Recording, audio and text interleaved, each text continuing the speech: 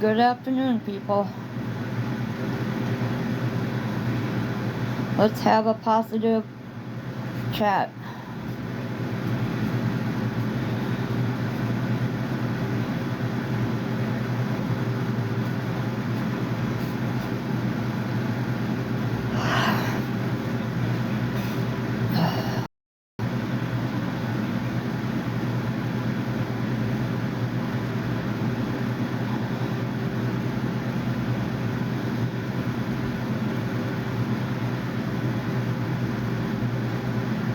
Yeah, I'm having a good day.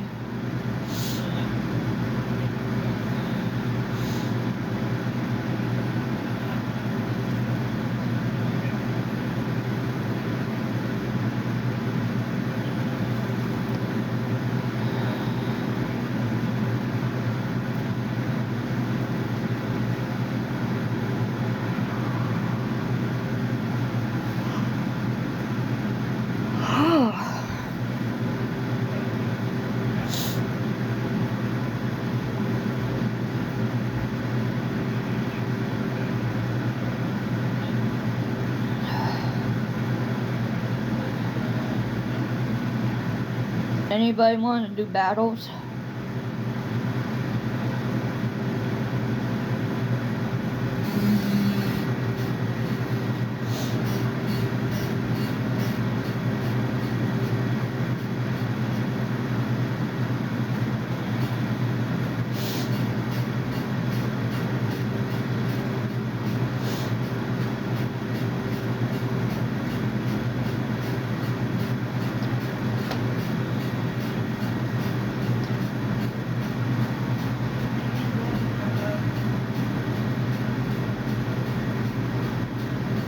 Hi, everybody.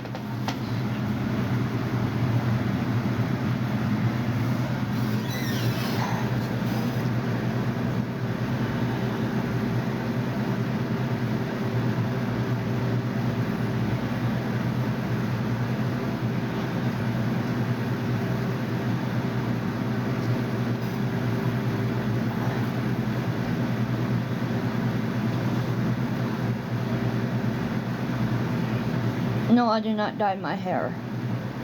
This is a natural color.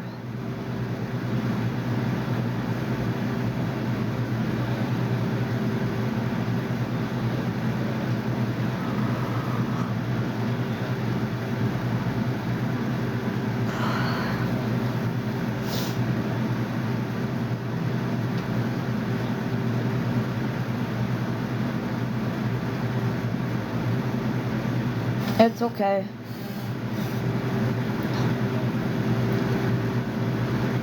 You're not the first one that asked me that question.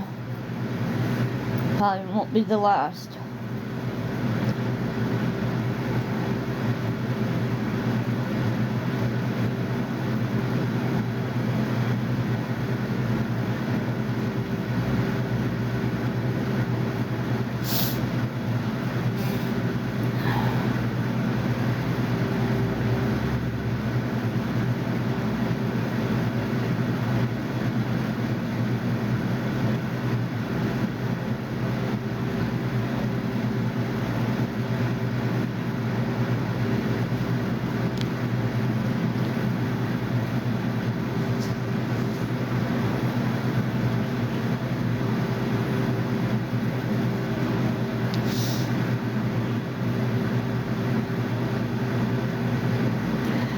Well, that's good, Mary.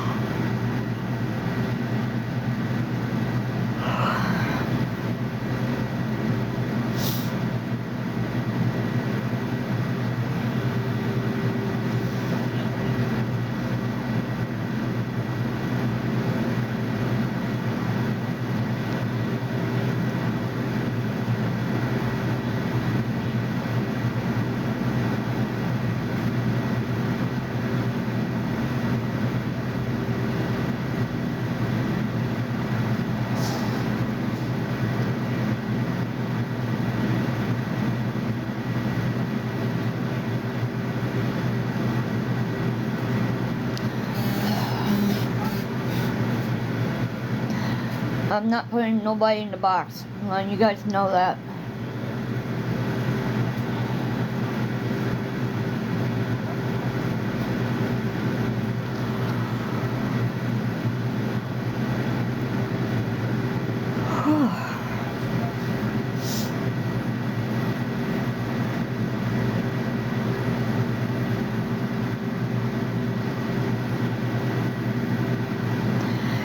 I don't care. Let them record.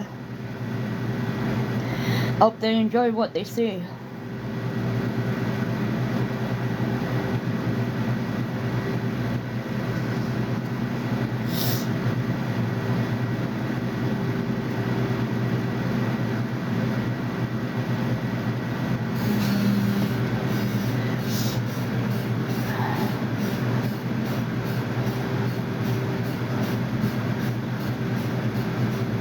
I don't care. They can record, they can stream, they can do whatever. I don't care. It's not hurting me. I still live my life the way I want it.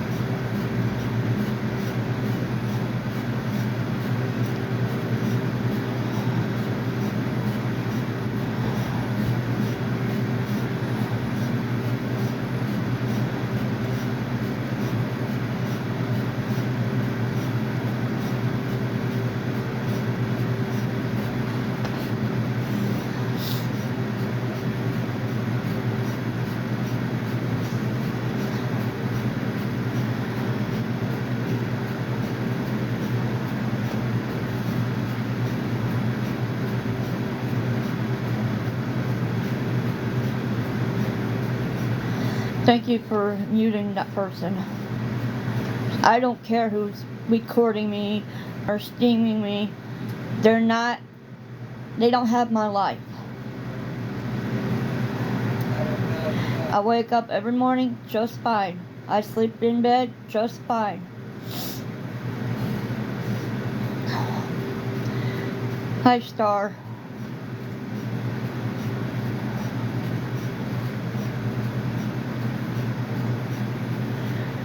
Hi, Star.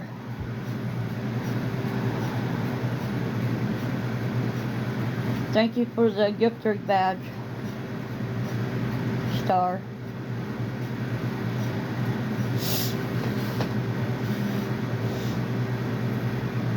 People recording me for what? They're not going to get any info from that.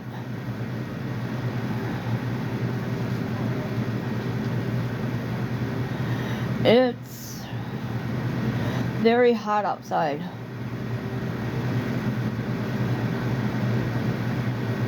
Inside the car it's at 89 degrees.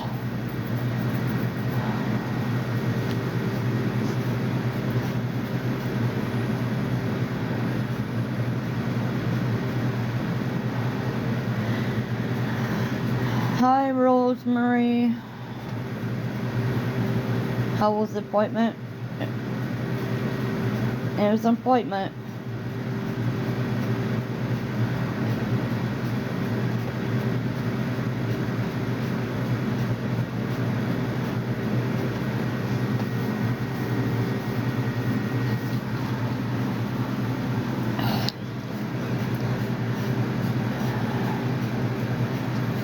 Yeah, it's very hot here.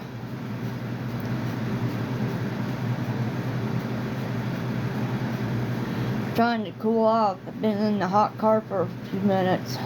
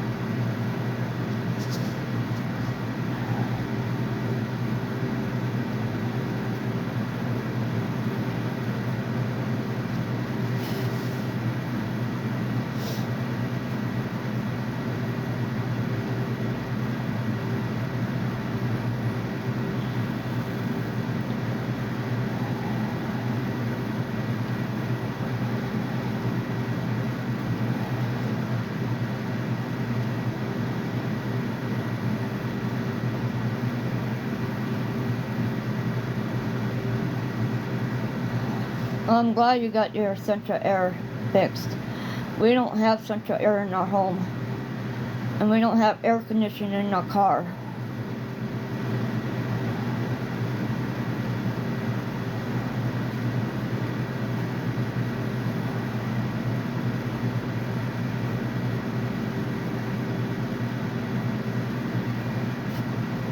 But that is what you're talking about?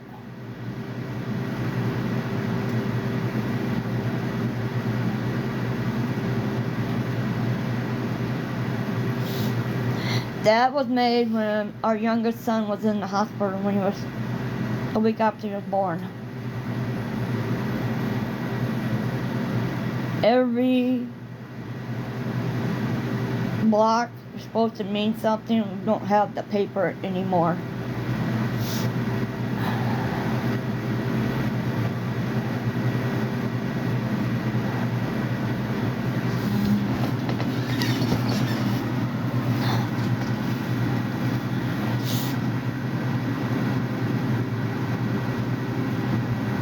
Hello.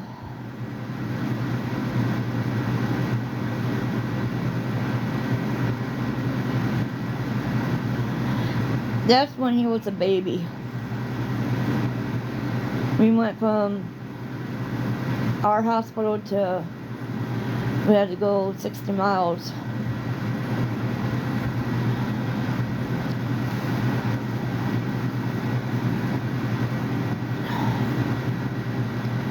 That was a long time ago.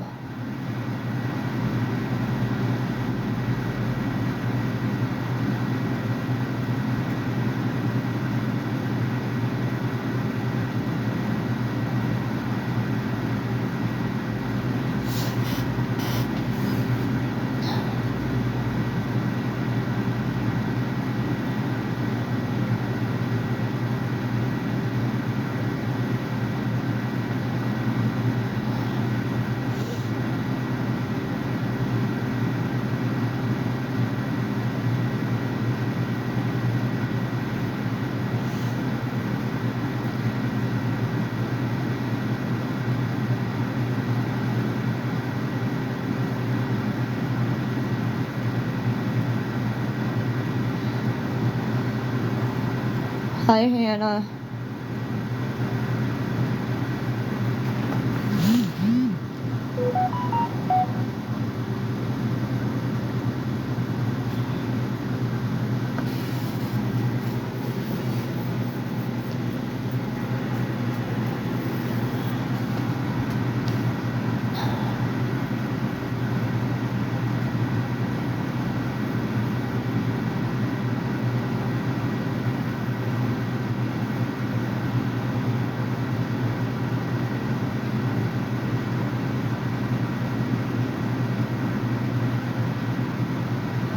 I don't know what you can do.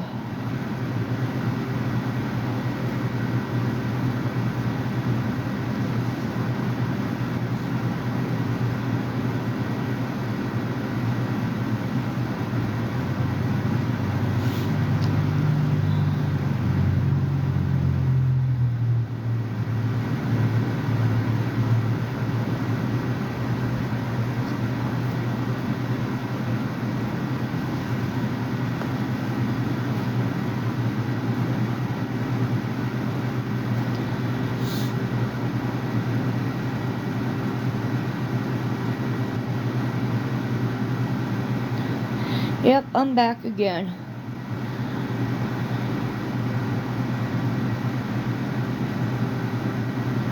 I wish I could treat me and my family up to eat, but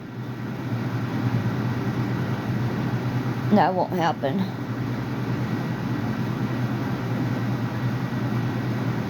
Yeah, it's a fan. And an air conditioner in the kitchen window.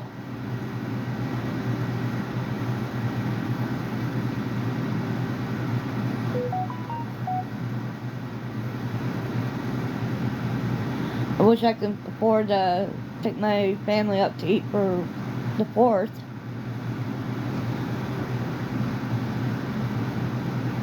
But that won't happen.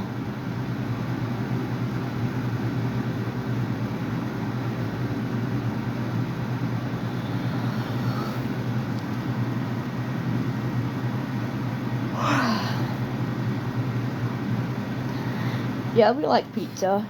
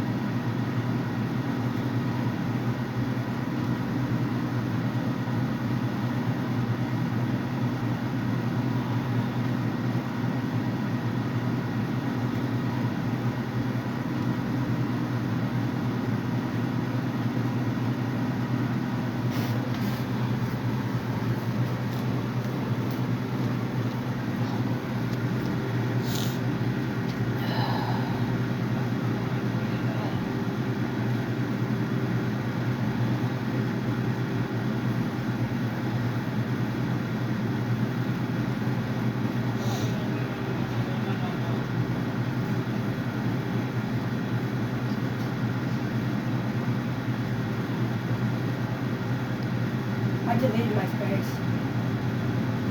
Oh. Yeah. You can't try saying, oh, you're racist, or you're racist. I even added you. I want someone to call time call me racist. Hey. I added you. I'm on live. I don't care. Stop with my brother. If you have a problem, you know where to go.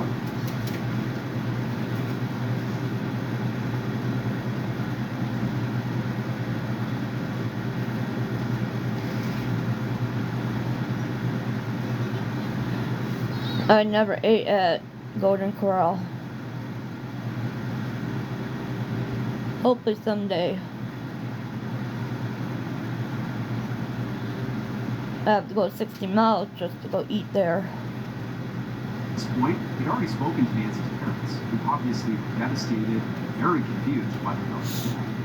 They said that, Nancy. Today, I'm going to share 3 stories about people who were in the wrong place at the wrong time. But before we get into those stories, if you're a fan of the strange, dark, and mysterious delivered in a story format, then you come to the right place because that's all we do, and we upload once a week. So, if that's of interest to you, please offer the like button a nice high-end teeth whitening kit, but don't tell them you've secretly replaced the whitener with red hair dye. Also, please subscribe to our channel and turn on all notifications so you don't miss any of our weekly uploads. Okay, let's get into today's stories.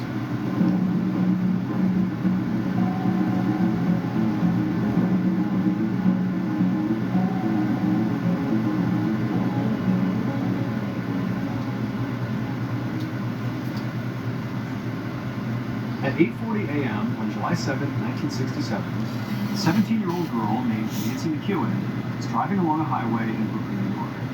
She was on her way to her job as a secretary in her dad's office in Brooklyn, and she was coming from her home in Long Island, New York. Now, the commute to her office took about an hour, but Nancy didn't mind because her dad had just got her this beautiful, brand new yellow Camaro. She loved driving it. And the highway she was on had this amazing view of the beach and ocean down below. And so that day, Nancy rolled down her window so she could feel the ocean breeze as she drove. And she took in a deep breath and she smiled. At the same time Nancy was doing this, a police lieutenant was driving in his car a couple cars back from Nancy. And as he was just driving along, he suddenly sees this yellow Camaro that to this point had been driving completely normally, suddenly veer off the road, miraculously missed the oncoming cars, and then smashed into a tree on the side of the road. And so the police lieutenant instinctively jammed on his brakes and veered over to the shoulder and stopped behind the Camaro. And as the lieutenant got out of the car, he was thinking clearly the driver must have just had some kind of medical emergency, because he didn't see any obstacles in the road, and the car, the Camaro, had been driving completely normally to that point. So what would cause them to veer and crash into the road at such a high speed other than a medical emergency? And so the lieutenant jumps out of the car, runs over to the driver's side window, and he looks inside, and he sees this teenage girl, this blonde teenage girl. Yeah, I She's got a slumped fan over right in the front of wheel. me. She's not looking up at him. She's not making any sound. She's just sitting there. And so he opens up the door and he asks her, like, "Are you okay?" And she didn't say anything, but she did moan. And so she was breathing. She was alive. And there weren't any obvious physical injuries. Like, clearly, she just crashed into this tree at high speed, so she's definitely shaken up. But there weren't any obvious. I really don't have a favorite restaurant. I like And so he asked her again, like, "Hey, are you okay? What's going on here?" like trying different things. And so again, considering he's looking at her and she seems, basically okay, all things considered, he thought, maybe she's drunk. And that would kind of explain the sudden veering off the road. And so at this point, the lieutenant radioed for backup and also called the ambulance. Golden Corral is like 60 miles from us. Basically looking to see if maybe there was some clue in the car as to what happened here. Like, for example, containers of alcohol. And so he's looking around and he doesn't see any empty bottles and he can't smell any alcohol in the car. Well, I'm sorry about your. Still, this whole time, Sorry for your pat. She's just moaning and just kind of slumped over there. And then a couple of minutes later, he heard sirens and looks up. A bunch of first responders came over. They pulled the girl out of the car, got her in the ambulance, and off to the hospital she went. Whoops. Once Nancy got to the hospital, Some of the ice cream medical staff was able to determine that fine. she was not drunk.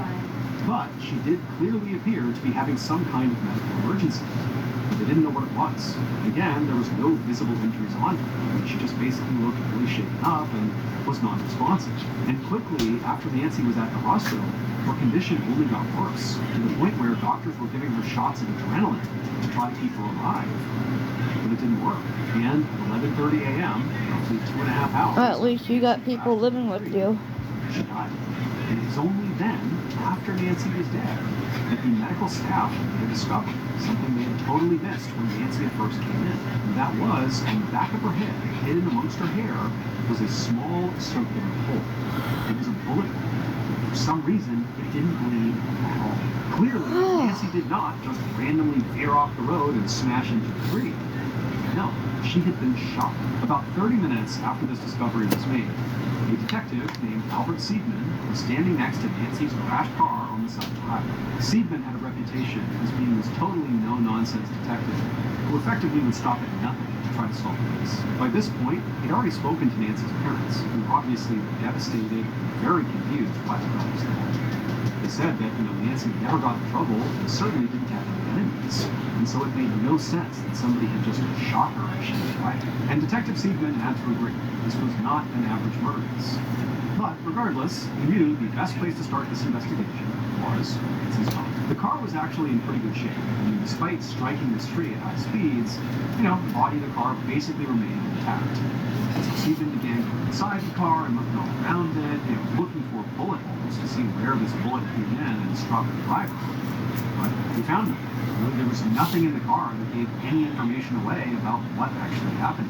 Also, adding to the mystery here is Seidman knew there had been that police lieutenant who just happened to be driving a few cars back from Nancy when she suddenly veered off the road and crashed. And he would say that he did not hear any gunshots, although admittedly he wasn't really listening for gunshots, but he said everything was normal, and then the car just veered and crashed. He couldn't understand. Detective Seidman had briefly considered that, maybe Nancy had been shot by somebody inside of the car. But because of the presence of that lieutenant, who immediately was on the scene and was basically looking at the car from the time it crashed all the way until the ambulance arrived, he said there was nobody else in the car, and I did not witness anybody fleeing the scene. The whole situation was very bizarre. But Detective Seidman, thinking logically, thought, okay, well, we know she's... I'm not begging. So even though nobody knows how it happened, well, there has to be a shell casing somewhere for the round that struck her. And so for the rest of the day, Seidman and his team canvassed that whole highway all around that area, looking for a shell casing, or really any clue that a gun had been fired in the vicinity. But they found nothing. By the end of the day, Detective Seidman was beginning to feel pretty disappointed about how the investigation was going so far. But he thought to himself, okay, well, I know I haven't found anything promising yet. But remember, she was shot not in some secluded area. She was shot on a major highway in Brooklyn, New York, a city of over 2.5 million people. I mean, someone somewhere, a major highway in Brooklyn, New York, a city of over 2.5 million people. I mean, someone somewhere must have seen or heard something. And so instead of continuing to look for a shell Am I casing, needing something? Seidman abandoned that idea and decided to Not go really. find witnesses. Over the next 5 days, Detective Seidman and his team scoured Brooklyn and interviewed hundreds and hundreds of people looking for anybody who had any information about the shooting. They also put out a public plea for information and were fielding tips that way. But at the end of those 5 days, despite the huge number of interviews, they really hadn't gotten anywhere. As Seidman began to feel his frustration rising, because once again, it just felt like they were hitting another dead end on this case, he told himself they must have missed something. They'd talked to a ton of people, but maybe they were too quick. Maybe they weren't asking the right questions. And so on July 12th, he gathered up his team and circled some spots on a map of Brooklyn and said, look guys, we're going to go back to these key areas that are sort of positioned in the best angles to have maybe heard or seen something with the shooting, and we're going to ask some more questions. Just see if maybe these people have something of the image. In one of those circled areas, the police discovered a gas station. It was owned by a guy named Theodore DeLisi, and it was located only 2 blocks away from where Nancy had been shot. And on the morning of July 12th, when the police officers rolled up to this gas station, Theodore was working. He saw the police coming towards him, and right away he knew this had to be about Nancy McEwen. So Theodore had been following this case really closely as it was developing for 2 reasons. One, Nancy had been shot really close to his gas station, so there's that proximity bias. And 2, Theodore was actually friends with Nancy's father, and had known Nancy growing up. So this case really hit close to home. When the police walked inside the gas station, Theodore immediately asked them, "Are you here about Nancy?" Sorry about that. Yes. And that's when he would tell them his connection to Nancy and how he was following this case really closely. But despite his proximity to where she had been shot, he said unfortunately he hadn't seen or heard anything. But then Theodore quickly followed that up and said that, well, while he had been at the gas station in the morning for a little bit, he did take off at some point to go fishing out on the water in his boat. It was not too far away. But even from there, too, he still said he didn't hear or see anything. But it was kind of noisy out on the water anyway, so, he really wouldn't have heard anything out there anyway. The police nodded. The heat really gets to me. Questions to Theodore about, still, take us through what happened that morning, what you see, were there other fishermen out there, when you were at the gas station, did you see anything unusual? Just kind of see if there was anything that would jog his memory. And Theodore was answering every question as truthfully as he could, and at some point, he began to think really hard about what he actually saw when he was out on the water fishing, and suddenly, it all clicked. Theodore knew who came inside. It would turn out at 8:40 a.m. on July 2nd, the exact moment Nancy was shot, veered off the road and crashed, Theodore was in fact out in his boat fishing. Except at 8:40 a.m., he wasn't actually fishing. Instead, he had a can. He threw that can into the water. Once he saw the can, he kind of kept staring at it, and then he raised his rifle and he fired a shot at the can. But he missed, and the bullet, by some fluke of physics, ricocheted off July the 5th surface is showing of the water, a free went up movie, into the highway, no cost. right It's as on Nancy had theater at rolled the 9 window start. down, Doors open struck at her in the head. 9:30 a.m. Theodore Turn on the knew radio. he was shooting his gun out Yeah. of the water. I'm on live. But what he saw was the SpongeBob bullet out of water. hit the Oh, We should go no, watch I'm it. not doing I that. want to watch He it. could have fired up No, I the actually fire. do. It was when Oh, police then began you go. asking questions, and he thought, oh my goodness, Okay. it is possible. Bob the Water SpongeBob out of water. Theodore For was free. charged with homicide, but ultimately a It's free, jury so chose it's not to indict him, citing that this truly was an accident. Theodore did not serve any jail time. Did she He get was moved? fined $100. Not yet. fired a rifle within city limits. It will happen this week.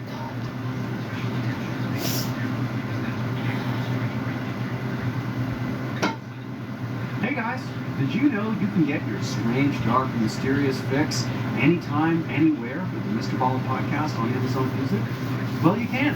There are tons of stories waiting to be binged right now.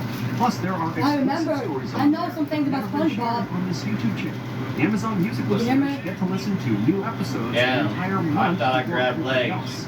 You can but I also only listen grabbed to the other thighs, so show, everyone's gonna Mr. have Ballin's thighs. Mysteries, 2 weeks early and totally ad-free on Amazon Music.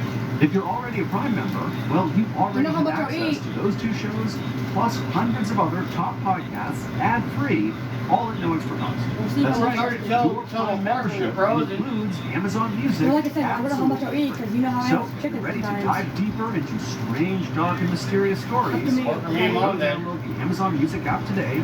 Listen Huh? to the Mr. Ballin podcast and also Mr. Ballin's I said more for me Now, and back to Mom. today's So I don't know. I don't know how much I eat if I eat any chicken or not. We'll see.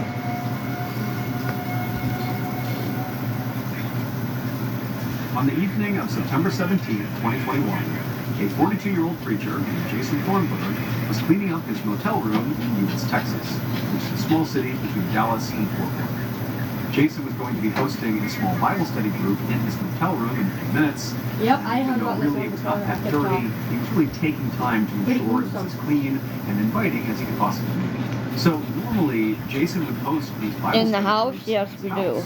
In the Well, car, no, we unfortunately, don't. Jason's Why? house burned down Air that conditioning. summer, and he lost everything.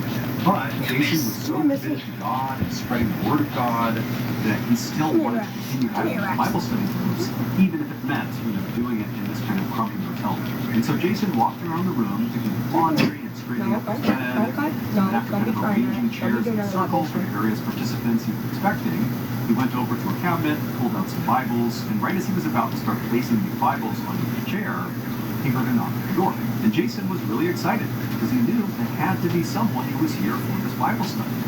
So he walked right over, Bibles in hand, to the door, he opened it up, and standing outside the door, Hey, was this Smiley. big guy covered in tattoos, kind of looking down at Jason.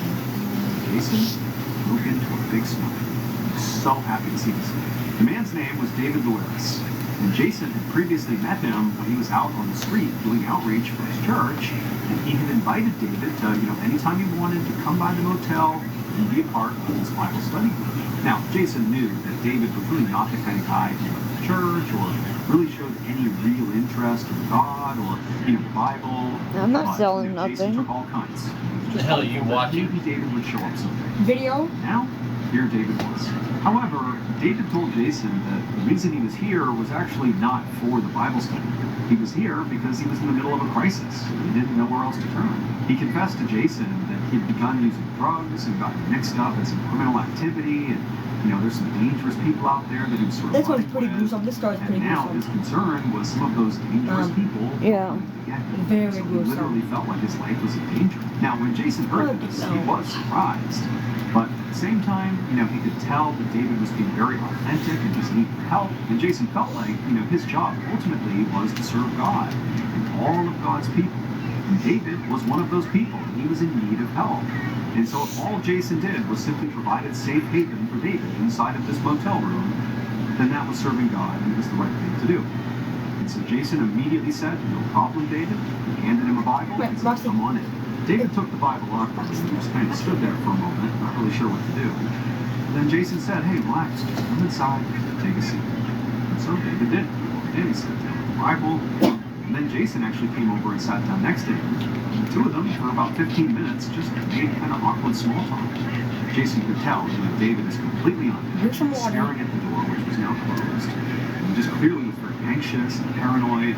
So Jason really wasn't talking about the Bible or God or anything. He was just, trying to calm David down and show him that this was a safe place. And then after about 15 minutes of this, when David had somewhat calmed down, and also by this point, nobody else had showed up for his Bible study, Jason decided, okay, you know what, maybe I'll just begin the Bible study with David. It kind of gives us something to do.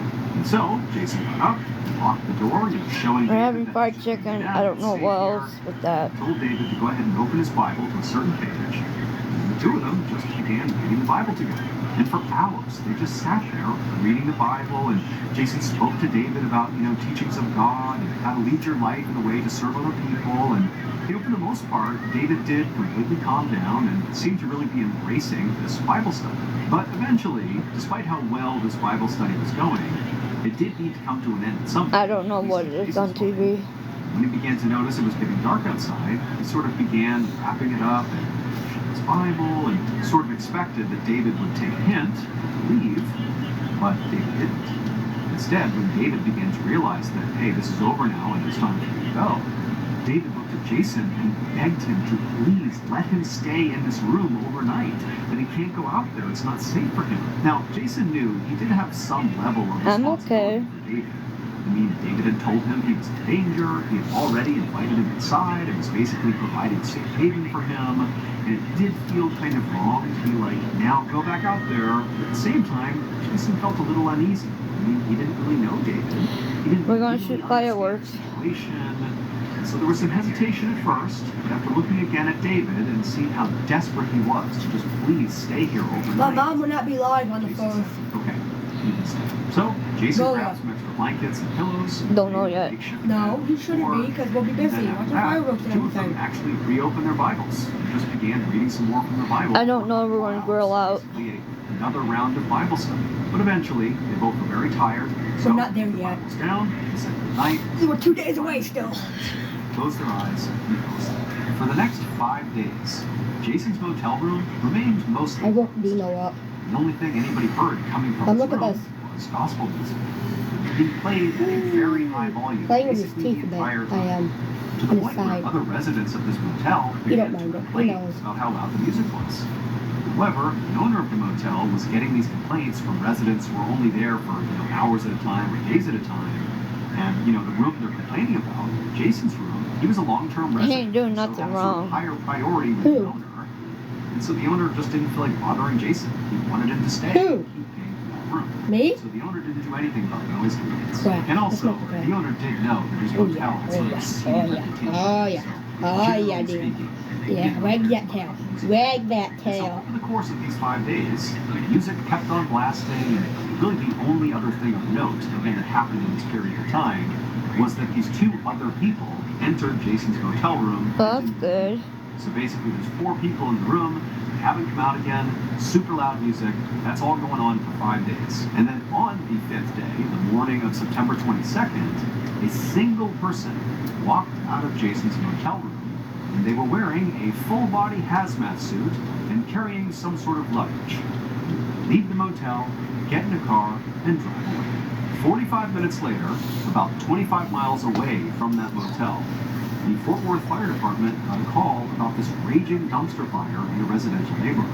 Firefighters quickly got to the scene and put out the blaze, and after it was gone, they walked up to the smoky dumpster and looked inside just to get a look at what was burning. What they saw caused them all to back up and call the police. It would turn out David was right when he said it was in danger. However, what he didn't understand is hiding out in Jason's motel room was not going to protect him from that danger. Shortly after he and Jason wrapped up that second Bible study that night, the 2 of them climbed into their respective beds, Jason in his actual bed and David in the makeshift bed on the floor. Well, David did fall asleep pretty quickly, but Jason didn't. Jason waited until David was asleep, and then Jason got up, got a knife, and then slit David's throat.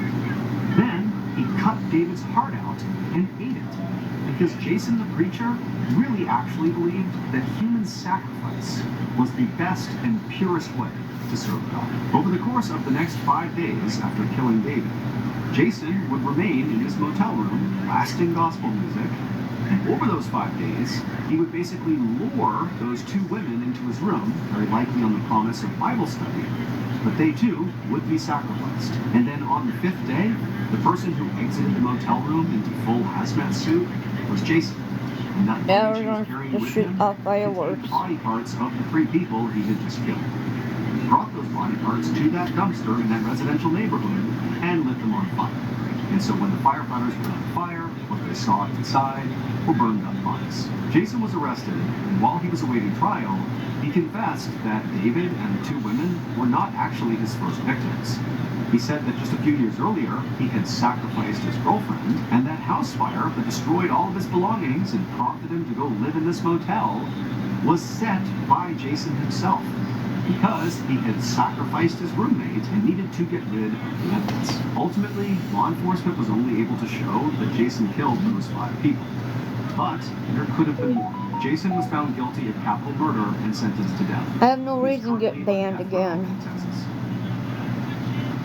Because of true crime stories I'm listening to. They don't like it, they're soft. They ban you over my videos I'm watching. And On the evening you of would not yell Thursday, at me, May you would yell at 21st, them. 2015, a 16-year-old girl named Lily walked into the home gym inside of her house in Hong Kong looking to do a workout. Now, she sort of expected the gym would be empty and she could kind of have to run to the place, but as soon as she walked in, she saw her dad was in there and he was doing some sort of cool-down exercise on a yoga ball. So Lily's dad, whose name was Ka Kim-sun, was a doctor, a professional, and normally at this time of the day, she would never see him in the gym. He was typically locked upstairs in a study, or upstairs doing work or something, or he was just gone for the day. So for him to be here, it just didn't really line up with his schedule. And so Lily asked her dad, like, what are you doing here? What's going on? And her dad would tell her, well, actually, work at the hospital was pretty slow today, so I took off, played some tennis with friends, and now I'm just doing some cool-down exercises because I got nothing else to do. But I'll be out of your hair in a second. Sure enough, a couple minutes later, her dad was up, out of the gym, and Lily just began a workout. The next day, May 22nd, around 1 o'clock, Lily was at home at her dining room table, sitting across from her mother, whose name was Wong Si Fing. Lily was eating a snack and staring at an open textbook. Now, normally, at 1 o'clock on a Friday, Lily would be at school, but she had a day off that day. And she had wanted to spend her day off seeing friends and just being a teenager, but her dad was really focused on her being successful academically, and he told her that absolutely not. You're not going anywhere. You are going to stay home, and you are going to study all day long. You will not leave the house. That's what you're doing. So Lily just continued to stare at the textbook and basically do what her father said. And a couple of minutes later, I've been talking. Coming down the stairs, he came into the dining room, and he was clearly very pleased to see his daughter doing her work, or at least appearing to do her work. And he came over to her, gave her a kiss, kissed her mother, and then he said he was off to work. She turned in, he went out the door, he was gone. And as soon as Carl was gone, Lily's mom looked over at her and said, I'm not going to make you study all day. Come on, let's go out and have a mother-daughter shopping. And Lily was stoked. She shut her textbook, she went and got ready, and a minute later, she and her mom climbed into her mom's yellow Mini Cooper car, and they headed out. About 2 hours later, around 4:15 p.m., a local jogger was running in the same neighborhood as where Lily and her family lived. And as they were running down the road, they noticed there was this yellow Mini Cooper car sitting on the side of the road, not moving, but it was still on, just sort of idling right there. And at first glance, it appeared there were people inside the car, but they weren't doing anything. They were sitting there, not moving. And so the jogger was curious, and so they ran past and made a point to look inside the car. And they saw two women in the front two seats of this Mom, car look down. slumped over. The two women were Lily and her mother. No, So the look where he's jogger laying. panicked Yeah. and banged on the You see glass where to he's try to laying? get the women to respond. They didn't. You see where his head is A minute laying? later, police were Hey. called. I am okay. Yes, do you see where his head is laying? Totally unresponsive. On my hand. You Rushed know, to the hospital, but it was too late. They both died. The police would begin their investigation into their deaths I'm by searching okay. the yellow Mini Cooper car. When they searched it, there really was nothing of note inside of it. I mean, the two women's purses were in the front of the car, there was some basic exercise equipment in the trunk, but the car was pristine, clean, not cluttered. I mean, there really was nothing in the car that gave away what could have happened to these two women. For the next 6 months, the police tirelessly looked for some lead as to what happened to this mother and daughter. They would interview all their friends and family, they would search their house top to bottom, they would basically take apart this Mini Cooper and look for defects or flaws that maybe could have contributed to their death. I mean, I'm not they were being looking really everywhere. quiet. But it just didn't make sense. Nobody had any idea what happened to these two women. And so right as this case appeared like it was about to go cold, the detectives decided to just go back to the Mini Cooper and see if maybe, just maybe, they missed something. And sure enough, they had. It would turn out on May 22nd, 2015, the day that Lily and her mother died, Lily's father had told Lily to stay home and study, not because he cared about her academics. I mean, he did. But that day, the reason for this was not for that. Instead, he wanted her to stay home all day to protect her. When police originally searched Lily's mom's car, they found the two women's purses and also some basic exercise equipment in the trunk, specifically a deflated yoga ball. Feel right At the here. time, the police didn't think anything of these items. They looked into them, they considered them, but they didn't seem to have any bearing It looked on weird what from this happened angle. to the women. However, it Look, I turned got out an incision the on there. yoga ball No. did have Like right something here to do. looks like you do. Specifically, 2 days before the women were found dead, that yoga ball was inside of Lily's home. It was in her home gym. In fact, when she walked into the home gym and saw her dad doing cool-down exercises and thought it was strange he was home right now, he was using that yoga ball. And Lily didn't think anything of it. But in reality, what her father was doing was not cool-down exercises. He did not just come home early and, played tennis and this and that. In reality, he had taken that yoga ball to the hospital where he worked and filled it with carbon monoxide, an odorless, colorless, poisonous gas. And his plan was to put the yoga ball in his wife's car, unplug it, and now it's sealed and the gas is going to leak inside the car. And then when his wife got in the car and shut the door, she would effectively suffocate and die. He didn't try to kill his daughter. He wanted her to stay home and study, i.e. don't go with your mom and get in the car. But the mother defied the father, brought the daughter along, and then after driving for only a mile, the two women collapsed and died. Ka Kim's son was arrested and charged with 2 counts of murder. He was found guilty and sentenced to life in prison. He has never explained this motive.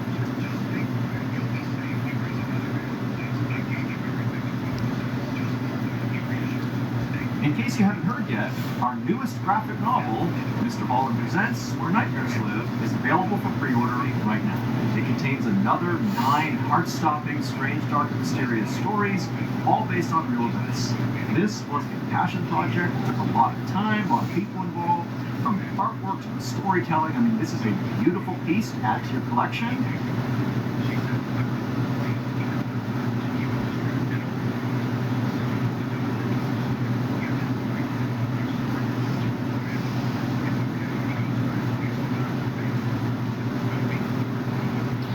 I've been talking.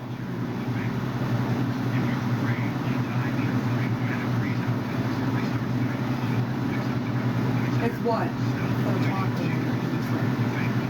They've been a long day.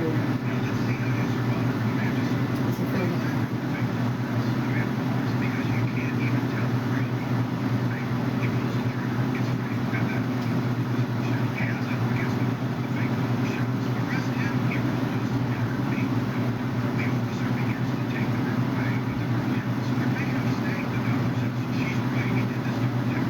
Craziest moment from sports. Does Brian? I don't live in the woods. He just jumped off the table, and the rest was history. Welcome to Watch Mojo, and today we're counting down our picks for the wildest things ever to happen in sports. We won't be including moments that involve serious injuries or deaths. The Bee Gees actually blamed me for killing Disco, which I thought was a victory. Number 20, the World Series earthquake. As the Oakland A's and San Francisco Giants were warming up for Game 3 of the 1989 World Series at Candlestick Park, a massive earthquake struck the Bay Area. We were on the air for 4 minutes, and at 5:04, we were off the air for a while. The TV broadcast had been replaying clips from Game 2, and the feed was lost in the voices of announcers Tim McCarver and Al Michaels cut out. Fortunately, there were no injuries inside the stadium, and both players and fans were able to evacuate safely. The disaster did cause numerous casualties, but it could have been much worse. Thousands of people who usually would have been out and about that Tuesday afternoon were instead home to watch the game. There was a lot going on in the Bay Area at that time. It was ultimately played 10 days later, the longest ever delay of a World Series game. Number 19, scandal at the 1990 World Cup. Yeah, you too. What do they say? Tell me to have a blessed day. You too. Amen. During the qualifying round at Maracanã Stadium, Brazil was leading Chile 1-0 after 67 minutes of play. Suddenly, a flash of light zipped through the stadium. Brazil was leading Chile 1-0 after 67 minutes of play. Suddenly, a flash of light zipped through the stadium and landed on the field. Chilean goalkeeper Roberto Rojas fell to the ground, blood streaming down his head. Witnesses said a flare had been shot from the stands and only one photographer, and the entire stadium caught the moment. The photos were rushed into development and they proved that the flare hadn't actually hit Rojas. He later admitted that the entire thing had been staged to get Brazil eliminated, and that he had cut his own head with a razor hidden in his glove. He had a lifetime ban, and Chile was barred from the 1994 tournament. Number 18, the Haiti Bowl. This 1968 game between the Raiders and the Jets saw Oakland score 2 touchdowns in the final minutes to pull off a crazy comeback. The Oakland Raiders reversed their fate with a victory that was unforeseen and unseen by the TV audience.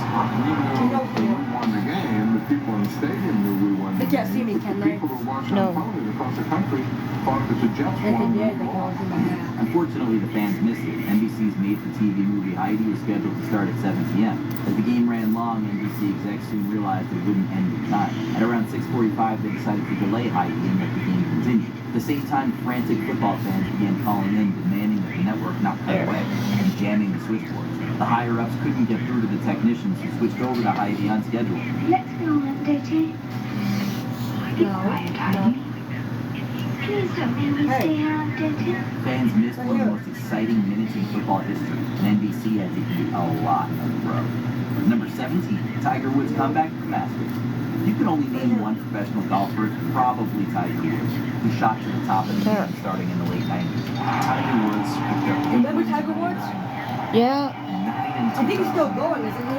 I don't know. You know, a couple years ago he was still He going. soon became the only player I think they ever tried to win accuse both him of the something. U.S. Yeah, I think Open, so, too. PGA Championship, and the Masters in one season. A move now You know who known he's as accused Tiger's of? Hunt.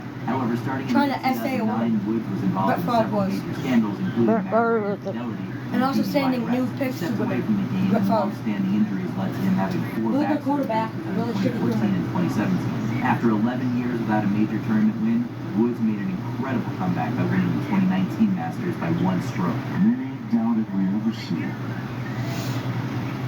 And here it is. The return to glory.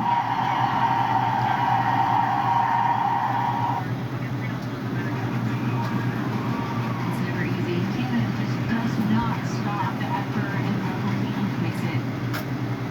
The moment will go down in golf history. Number 16, the Immaculate Reception. The 1972 NFL playoffs produced one of the most well-known Everyone plays in has sports. to During the know divisional round, the of or Raiders remember faced the if you were Steelers alive in that Pittsburgh time. just 2 days And after before that Christmas. reception. In 72. Even people that didn't watch it. Thank you, Star. Steelers were down 7-6 with only 22 seconds to go, and quarterback Terry Bradshaw It's very hot outside. to running back John Hughley. However, Hughley missed the catch and the ball bounced off the defender's helmet. Steelers fullback Franco Harris reacted with lightning speed to snag the ball. Wish we have air conditioning in our car. Pittsburgh fan Michael Ord coined the term Immaculate Reception as he celebrated at a bar that evening and remained stuck. I climbed up on the table, and like you do in an old fire hall wedding, I got a spoon, I banged on glass. I would like to suggest that from this day on, we refer to this day as the Feast of the Immaculate Reception, and the place went bonkers. Number 15, Mets fan parachutes into the World Series. In 1986, the Red Sox were up 3-2 against the Mets when they faced each other for Game 6. After just 1 out, players and fans alike were shocked when a man dropped out of the sky. Unexpected guest at Shea Stadium.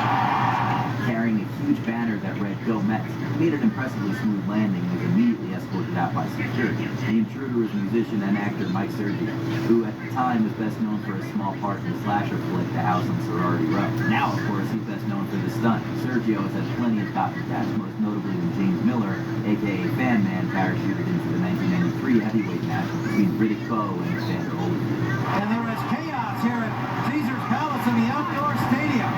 Number 14, Zinedine Zidane. That's my foot. This French footballer is considered You know the one of deal. the best to ever play the game. But his time on the pitch had an ugly end. It wasn't supposed to end this way.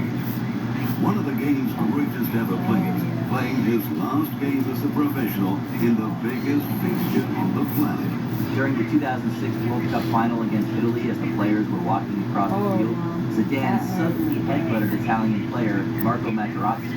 Zidane was issued a red card and ousted from the game, becoming only the second player ever to be expelled from 2 different World Cup tournaments. He had already announced his retirement prior to the match, meaning the incident marked the end of his time as a player. Materazzi later admitted that he Have you did too, but it's my hand. system, which provokes Zidane to attack it. Italy would go on to win the penalty shootout. Perhaps the most iconic image of the 2006 World Cup isn't of the winning captain, Fabio I pulled a Dino on you. lifting the trophy. I pulled a Dino on you. Hike my leg. Zidane's lonely walk back past the trophy as he leaves the bench. I'm gonna go mess with Dad in a minute. He'll get the joke once I do it. Thank you. It came with the house. People like to judge saying it's Pizza Hut lamp. It was here when we bought the home. Number 13, the helmet catch. You don't know which part of this play was more impressive. Eli Manning escaping a sack by 3 Patriots or David Tyree's catch. Eli Manning stays on his feet, airs it out down the field. It is caught by Tyree. Let's see. Inside the 25 and a timeout taken. When Super Bowl 42 rolled around, the Patriots were about to become the first team to have a perfect season in over 30 years.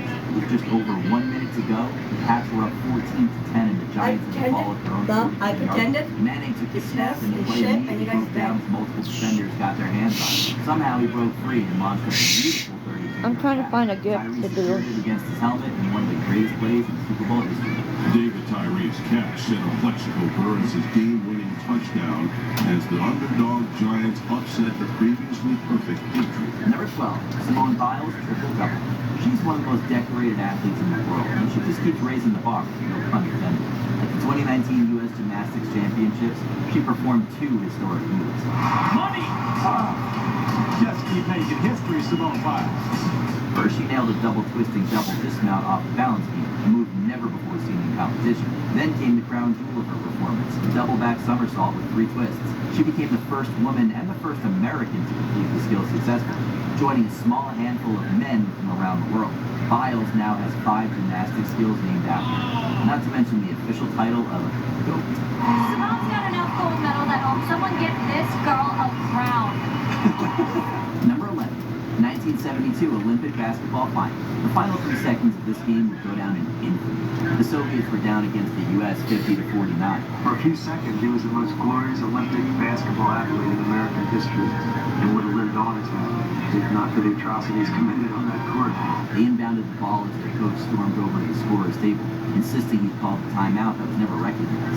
The officials blew the whistle with 1 second left and instructed the clock operator to reset to 3 seconds. This time, the Soviets inbounded, missed a shot, and the game appeared to be over. However, the clock operator hadn't reset the clock correctly, so the last 3 seconds were replayed again. The third time the USSR made the shot, giving them the gold in an incredibly controversial victory.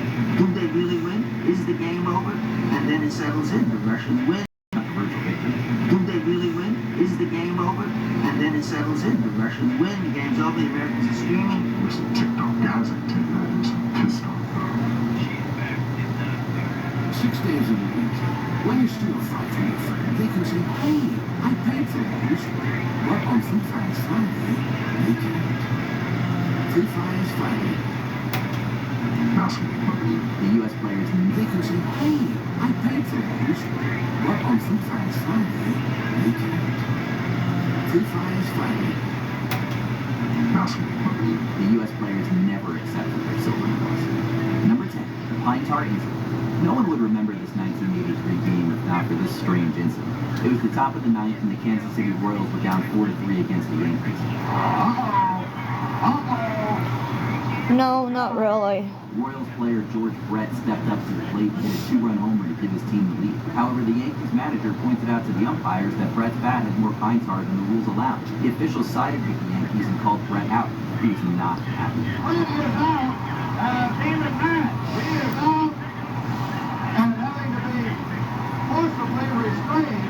The Royals later protested the decision, and American League President Lee McPhail overturned the out and ordered the rest of the game be replayed.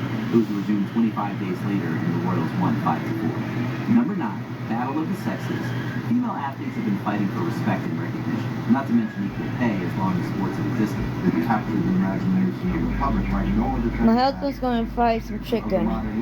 Retired tennis star Riggs reminded players and bragged that he could beat any of them, even at age 55. They asked what we're having for dinner. Billie Jean King, who was then the top Chicken ranked and female player in the potatoes. world, she beat him easily. The match garnered huge publicity, with 50 million Americans tuning into the primetime broadcast. King felt it was her duty to beat Riggs, fearing that women's Thank you for the gift. had decades if she lost. Fortunately, she didn't. It clearly transcended tennis and transcended sports. It got people thinking about what women deserved, and that was the start of the evolution. Number 8, Serena Williams wins the Australian Open while pregnant. Women's tennis has come a long way. Because I can't stand up for very long. Athletes like Venus and Serena Williams. Now you have to make it back and cheese, otherwise no. What? Long enough to make mac and cheese. I can stand long enough to make mac and cheese, but Setting all And kinds maybe of records. beans and The maybe win marked his mixed 7th potatoes. Australian Open trophy. The most of any player. There's a lot of things you can make those candies, but not like on the stove necessarily. Yeah, the stove or the oven. The match was also the first time both players in the Grand Slam final were at least 35 years old. On top of all that, Serena later revealed that she had been 2 months pregnant when she competed. Now that is some because I have a torn ACL, MCL, and PCL. And you want to clarify what leg you have again? I have it in my left leg. World Junior Ice Hockey People sometimes Championships in play that. What leg? Slovakia, Canada faced off against the USSR. is assured of a medal. The color will be determined by the outcome of this game. The two nations were already bitter. I'm limited what I can do. With 6 minutes left in the second period, Even my doctor said that too. into a fight. Meanwhile, a second fight broke out between two different players. Before the officials could react, the benches had been cleared and there was an all-out brawl going on the ice. After 20 minutes, the officials shut off the lights, desperately hoping they would settle things down.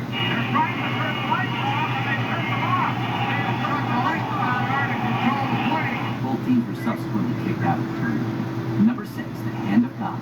This was simultaneously an incredible score and an incredible screw-up by the referee. During the second half of the 1986 World Cup match between Argentina and England, Diego Maradona and goalie Peter Shilton both went up for the ball at the same time. He gave Argentina the lead in the 51st minute by scoring with what he famously called the Hand of God. Ready to earn your college degree, but not sure where to start? WGU offers more than 40 real-world ready bachelor's degree programs in IT, healthcare, business, and education. Maradona appeared to be trying for a header, but he actually punched the ball into his fist. That's illegal. The refs didn't see it and the goal counted. Just 4 minutes later, Maradona scored a brilliant and illegal point dubbed the goal of the century, which was made famous partly thanks to the fantastic commentary from Uruguayan analyst. I tried to get one. Medicaid won't cover it. What is that? A walker with a seat. I want to help you much anyway. Number 5. Where I can sit down. Yeah, but you got a wheelchair. Plus you have seats in there. I have a chair I can sit down on. In the kitchen. Something a little less amazing. Ain't that right? Mom, you got a chair you can sit on in the kitchen. I do interact with comments when they're nice comments. If you're rude, you're on the chair somewhere else.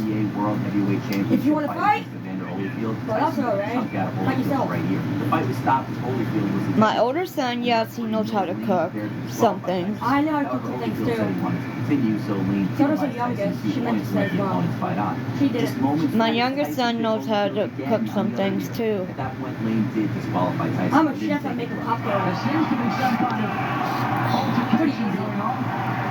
It looks like he could have been disqualified. The fight could be over. Tyson has since apologized. Number 4, Disco Demolition Night. By the end of the 1970s, the tide had turned against disco music. In 1979, the Chicago White Sox, who weren't having a great season, advertised Disco Demolition Night, hoping to draw in rock fans and sell tickets. I have a wheelchair. Steve Dahl, popular disc jockey for Chicago rock station. I can't use it in our home. Take the field at the head. But I have a wheelchair when I go shopping. Plus our home isn't that big anyway. Our home is not big enough for a wheelchair. Plus it isn't that big. You can walk through the hallway easily. Shock jock Steve Dahl Right. would blow up And discs. from the kitchen to the hallway is a short distance. I can walk that. I can't walk that far in the store. Way bigger than anticipated to spark a riot. Rowdy attendees rushed the field, flinging records like deadly frisbees. Oh, that's good that you used to be a cook. Damage that the Sox had to forfeit the second game. The White Sox were forced to forfeit. There were 39 reported arrests, but only minor. I tried to get one and they said no. I have a walker with no seat to it. Number 3, the play. The Stanford Cardinals and the California Golden Bears have always been major rivals. This 1982 edition of the big game took it to an I have to get rid of the cellulitis in my leg before I can have surgery. It's a long process. I did physical therapy 3 times. They can't do no more for me until I have surgery.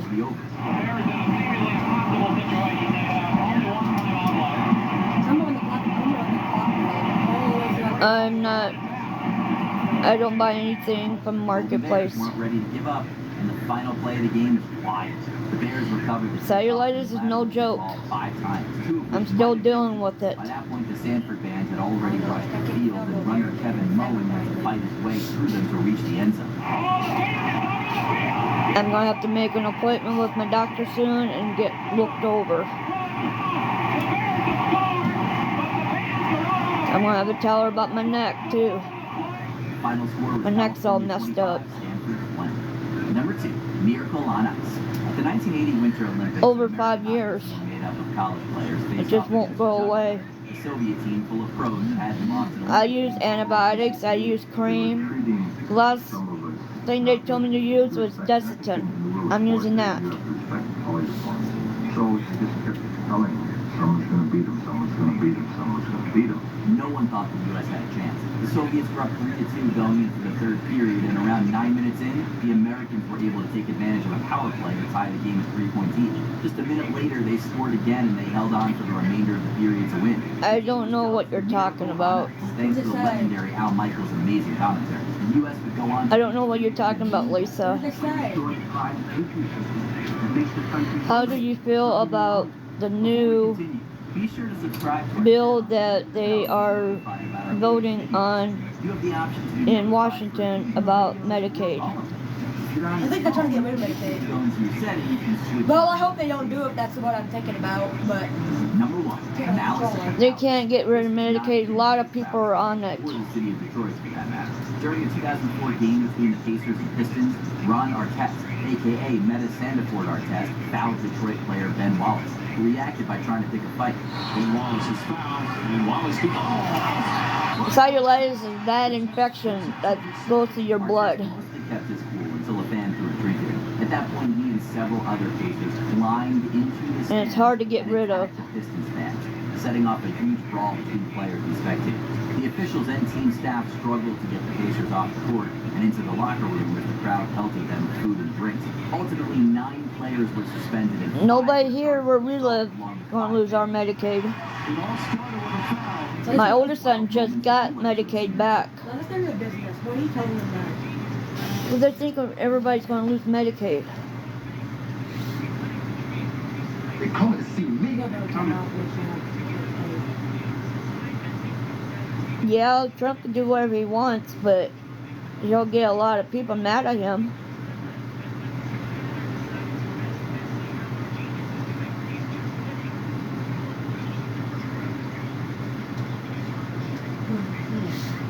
Well, my situation, I have no choice but to have surgery.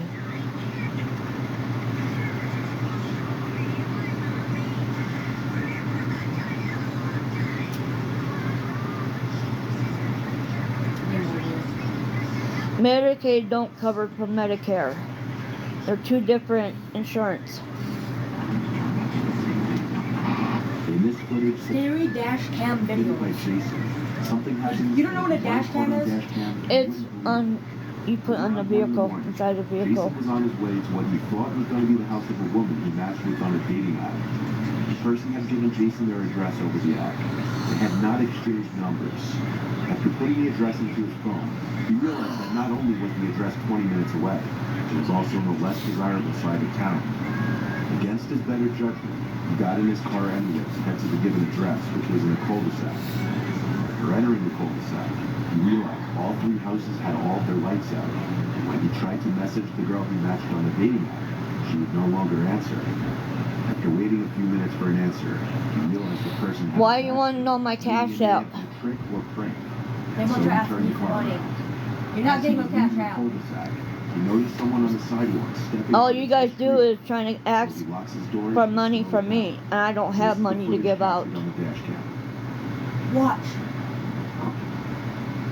Watch.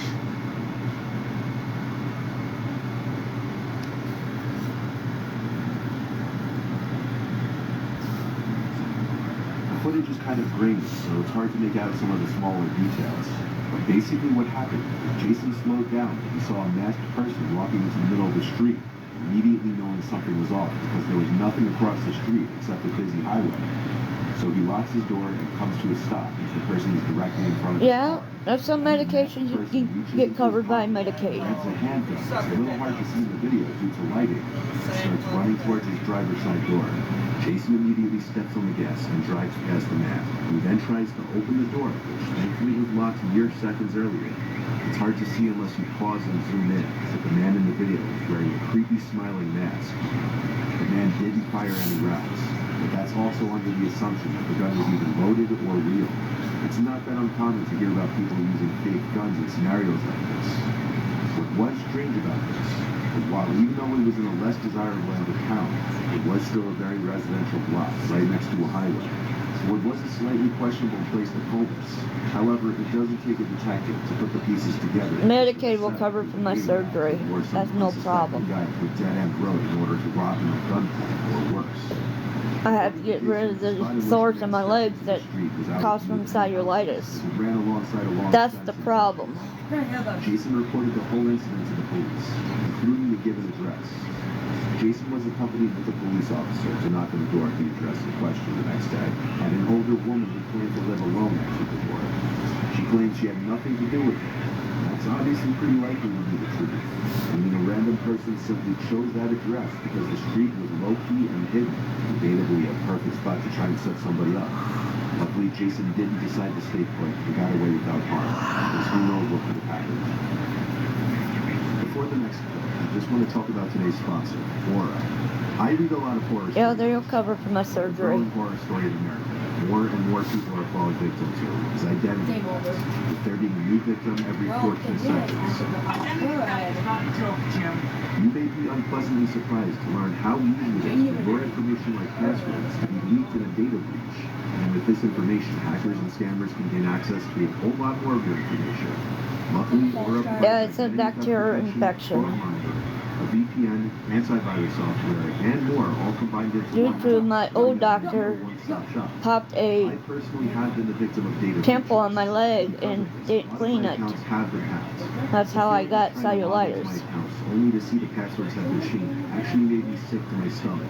Some of you may even remember my Twitter account was publicly hacked like 6 years ago. And being a YouTuber that keeps most of my info on the more private side, I definitely find myself being a target of these things quite often.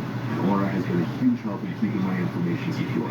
Constantly alerting. Some states might lose Medicaid, but our state, we still have it. Yeah, Mom, for now. But you can't say Get a never. 2-week free trial. No commitment necessary. Aura also offers a 60-day money-back guarantee if you're not satisfied. If you care about your security, I do personally recommend it. On November 23rd, 2016, the day before Thanksgiving, a fire began on the Chimney Pots Trail in the Great Smoky Mountains National Park. The fire was sparked by a group of kids playing with matches in the woods. It was fueled by unusually high winds. Flames erupted in a remote area with steep terrain that made access to the fire difficult for firefighters. Crews spent 3 days working to create a containment area lower down the mountain. Helicopters flew overhead doing bucket drops to attempt to There's a lot of people the fourth day that have Medicaid. Fire spread, but the Gatlinburg fire chief said projections showed no immediate threat to Gatlinburg. Despite the predictions, on Monday, November 28th, dry weather and extreme winds caused the fire to grow rapidly. That evening, wind gusts of up to 87 miles per hour sent embers flying into Gatlinburg, wreaking havoc on the city and surrounding communities. Town officials reported that evacuation alerts were sent out to residents' cell phones, but many residents said they never received any alerts. 14 people were killed and 191 people were injured in the fire. The flames destroyed nearly 2,500 My whole homes, family has and Medicaid. $2 billion worth of damages. Grandma too? Resident Michael Luciano reported That's why we had to do all that paperwork for her when she was in the nursing During the home. drive down, just about every single passing cabin was seen engulfed in flames. That's bad. Look. No, you cannot see what's on my leg. Look at the TV. That was a fire. Like in 2016, they said. I can't see. You can see. Why is it red?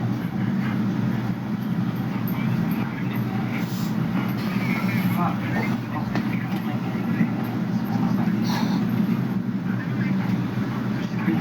Restart the day, Rich. Wrong way. What?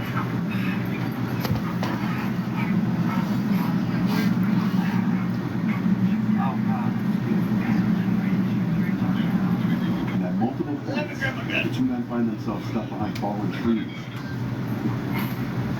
Go through it. Let me grab my gun. Go through it. Oh, yeah. They're saying everybody's going to lose Medicaid. We'll see. Yeah, okay, and? I'm watching this video. That's what they say. They can think that one hand and the other and see what's going